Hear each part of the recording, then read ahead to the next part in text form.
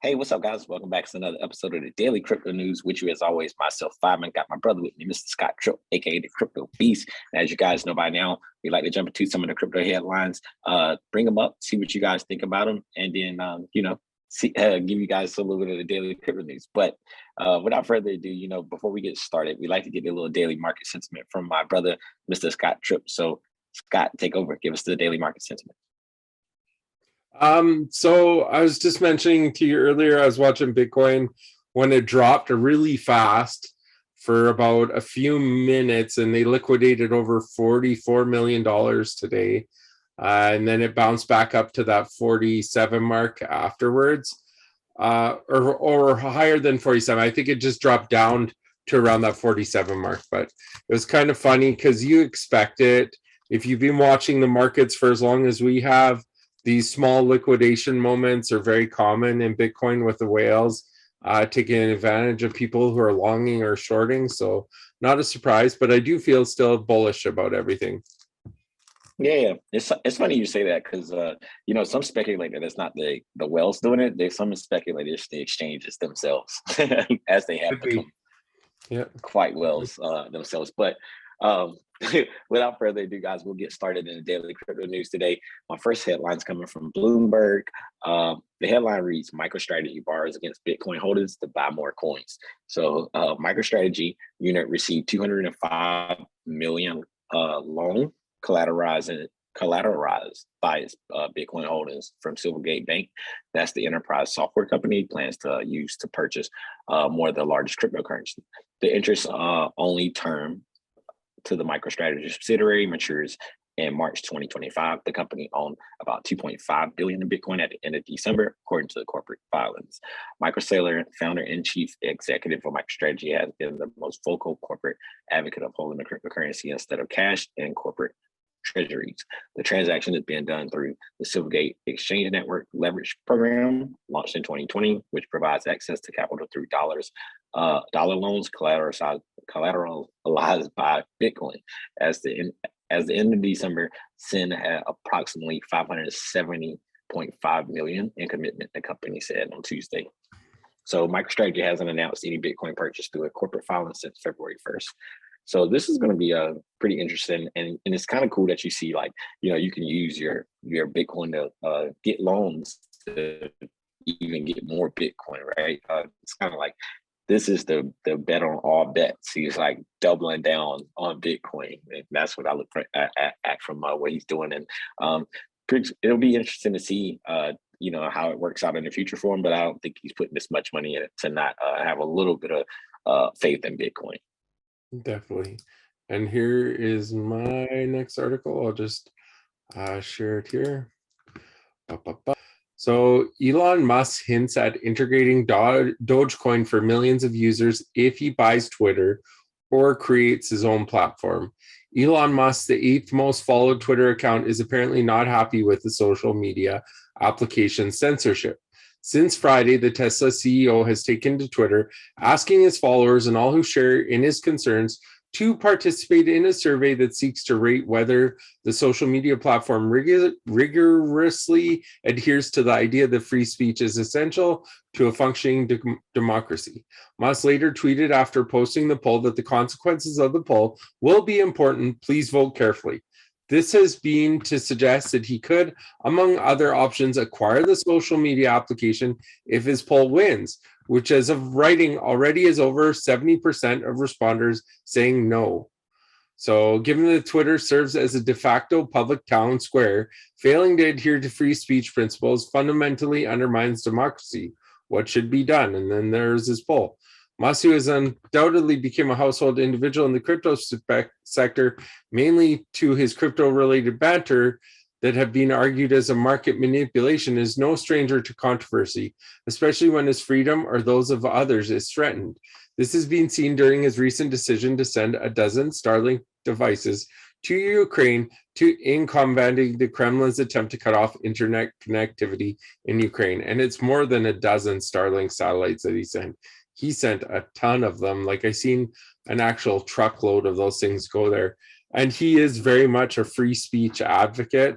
So I get where he's coming from and what he's saying. And I don't see him purchasing Twitter, though. Why would a guy like that purchase Twitter when he could take as many followers as he wants and stick them on his own social media platform? He doesn't need Twitter. Sorry, that's my opinion. Take on that.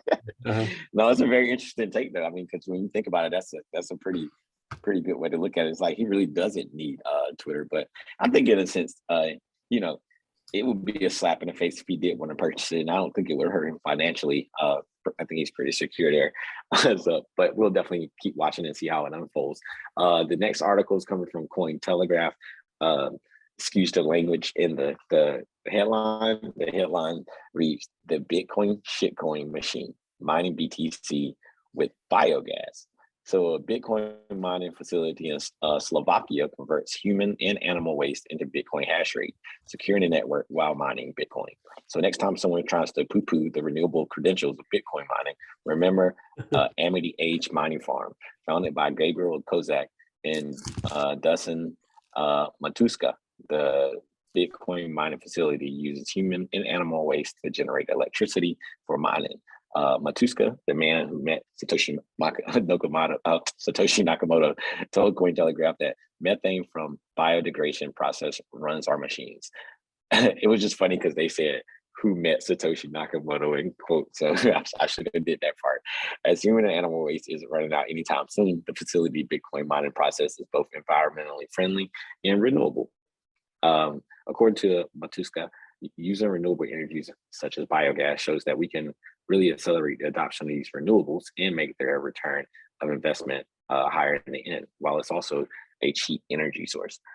Ecologically sound and low cost way of generating electricity. Biogas electricity plants convert waste into methane gas due to the fermentation process.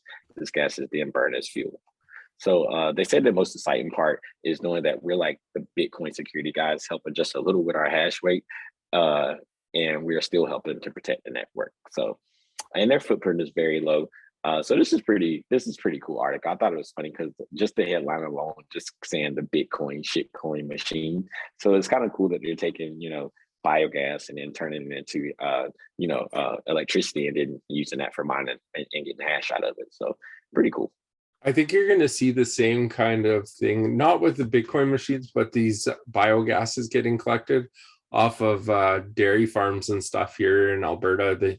There was a real push towards it. There were discussions and stuff, but even pig farms or any of that, instead of using lagoons, actually collecting the biogas is a brilliant idea for creating renewable energy for sure. I mean, and using it to do Bitcoin or mine cryptocurrency is even smart on its own level as well. I'll just show you my next article. A candidate for Prime Minister of Canada pays for his lunch with Bitcoin BTC via Lightning Network. Pierre Poilievre, a Conservative Party candidate for Prime Minister of Canada, has been supporting Bitcoin in his campaign and recently has used the flagship cryptocurrency to buy a lunch at a popular crypto-friendly restaurant. Video shared on social media shows Poilievre using the cryptocurrency's layer 2 scaling solution, the Lightning Network, to send over a payment to Tahini's, a small family-based restaurant chain that has been investing all of its cash reserves into Bitcoin. The restaurant chain was by brothers Ali and Omar Haman, which claimed Bitcoin exposure is crucial for the chain's expansion in the face of the COVID-19 pandemic and soaring inflation. Tahini's Bitcoin standard strategy has been used by other firms, including the NASDAQ-listed business intelligence company MicroStrategy, which has over 125,000 Bitcoin in its treasury. The restaurant chain has also installed Bitcoin machines in every location and encourage employees and customers to buy crypto. It does not, however, accept Bitcoin payments because it wants to encourage people to hold. So, and they did get him to buy it using Bitcoin, the Lightning Network, which is kind of interesting if they're not promoting it, but in the same sense, they did for that moment. And there is a real push. You're seeing it with Premier of Alberta and Pierre Poilievre, both pushing for cryptocurrency and Bitcoin adoption in the face of the Liberals, Justin Trudeau. It's kind of funny, they're grabbing onto public sentiment in a positive light to try and push their election at the moment, I think, because typically you don't usually see it from them, but I think they know what is trending right now, and they're really beginning to push that idea. Excuse me. Excuse me. Woo. Hope I don't gotta get up here some water. But I actually seen this on Twitter, and I seen it floating around. I was like, that's so funny that they said they wasn't really promoting it, but they made sure they made a video of him sending the money. So that's funny how this media works in mysterious ways, right? Yeah. But go to my last article for the day. It's going to be coming from BigONE.com. The headline reads: Dubai school makes history as first in Middle East to accept Bitcoin and Ether payments. So a school in Dubai has announced that it will be accepting cryptocurrencies such as Bitcoin and Ethereum as payment. Dubai is a city that has continued to introduce new and favorable laws regarding cryptocurrency, and as a result has seen adoption of digital assets rise in recent times. The Dubai school, which is opened in the latter part of 2022, has become has become the first school in the Middle East to have this option. In a move that is a first of this region, the Dubai school has now started accepting Bitcoin and Ethereum payments for tuition. The school is identified as Citizen School. It is not yet open, but will do so later in the year. It plans to accept cryptocurrencies through a digital currency payment platform that will allow easily process crypto payments and then convert them to fiat, specifically UAE dirhams. The school which was founded by Dr. Adil Azaruni, is slated to open in September 22.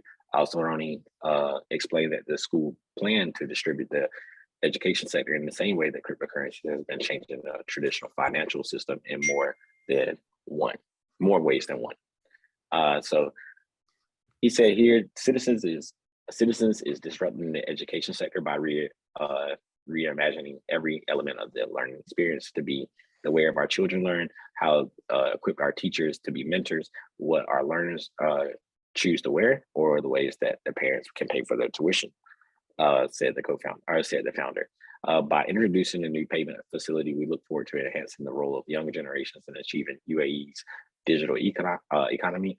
As more people embrace the era of digitalization, today's children may become the entrepreneurs and investors of tomorrow. So this is really cool, man. I thought this was a really neat article. We've seen a lot of things happening in Dubai recently, and a lot of talks amongst the leaders there, and we just had a big conference there. And now to see that they're building, it's going to be a school out there that's going to be accepting Bitcoin and Ethereum as payment forms of tuition, that's going to be super cool as well. So more adoption there, and like you said, as the article says, it's one of those places that has some of the most favorable laws around cryptocurrency. So we'll see how it works out. That's amazing. And any more adoption is good adoption, right? That's what they always say. Oh yeah, heck yeah. And if it works there, other people will probably follow suit. Usually the name of the game. Yeah. And then I will share my last article here. We kind of mentioned this just earlier. This is more on the total time though, not that last hour, or else it would actually add on to this, I do believe. But liquidation continues to rock the market as Bitcoin breaks 47,000. Bitcoin liquidations have ramped up on Monday as the price of the digital asset has gone up drastically. These traders have been liquidated very fast, with millions of dollars gone in a matter of minutes. However, it did not end there, given that the price of the cryptocurrency has not slowed down since then. As the price of Bitcoin has continued to grow, the liquidations have not slowed down either. Although the current liquidations are not as high as that recorded on Monday, they are still significant nonetheless. These liquidations have touched as high as 140 million for Bitcoin, and once again have beat the 100 million mark in 24 hours. Most of these are short traders who have bet on the price of Bitcoin coming down. As always, the market will do what it does and has gone in the opposite direction. But even after the expected slowdown, after surging past 46,000, instead, the digital asset has continued on its recovery trend. After successfully breaking above 47,000, the short liquidations have ramped up once more. In the last 12 hours, BTC alone has seen more than 14 million in liquidations, while the 24-hour time frame paints a grimmer picture of over 119 million in liquidations have been recorded in the past 8. Most of these have been from short traders who are betting against a recovery trend as the price of BTC barrels towards 48,000 once more. The short liquidation trends may be far from over. And I find that funny. And then you see the other part of it as well, where like I was mentioning earlier, the price dropped. And then now, since that big drop, it is slowly recovering again. So it's interesting to watch and see what's going on and to see what direction in the end it's going to go. Yeah, for sure. Sorry, I had to step away and get some water. Almost passed out there for a second. Oh, that's not good. Hopefully you feel better. Oh my God, I feel 100 times better. All right. So to go over to the last segment of the day, guys, we're going to go over to Trading View, look at the total crypto market cap and some of the dominance factors that we like to take a look at as well. So we're just going to jump over here real quick. Right now, the total market cap is at $2.11 trillion. Still a nice little push up above the first neckline that we came down from in the $2 trillion area. So good to see. I wouldn't mind seeing it, kind of consolidate here, but we'll keep watching that. Bitcoin dominance is at 42.80. So about 0.5% down from yesterday. And the Ethereum dominance is pushing up at 19.5. So could potentially still see an alt season. But right now, I think Bitcoin's taking the run and, and everything's going to move with it. But I think we'll still we'll keep watching it. As Scott said earlier, a lot of people are getting liquidated. So guys, be careful out there. Don't go too long. Don't go too short. Go just right. Now, but I think once we see the breakout that everybody wants, you'll see a lot more longs. But yeah, you always got to be careful of the capitulations and people getting liquidated. But that's all I have for today. Scott, you got any announcements today? Let's save it for a day or so, but we do have some exciting news coming. There's some interesting things going to be launched fairly soon on BigONE, so just keep an eye out, and we'll have some fun. We'll have some Twitter spaces. We'll have some great things that follow with that as well. So stay tuned and stay excited. Yes, sir. Until tomorrow, guys, we're out of here. Peace. See you guys later.